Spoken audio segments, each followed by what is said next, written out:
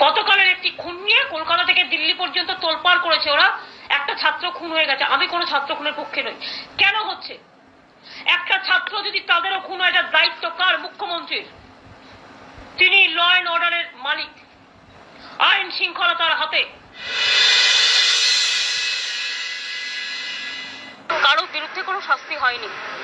ইনসাফ যদি দিতেই হয় তো এতদিন ধরে যাদের বিরুদ্ধে অভিযোগ তাদের পজিশনে রেখে দিয়ে কাজ করানো হচ্ছে, তার মানে কি তারা এভিডেন্স লোপাট করছেন না?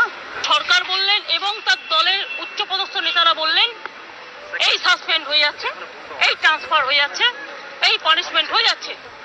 48 ঘন্টার মধ্যে 180 ভোল্ট ডিগ্রি উল্টে যারা যায় তাদের আমরা মনে করি 440 ভোল্ট।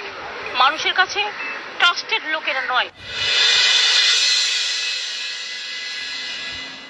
পশ্চিম বাংলার পোস্টাল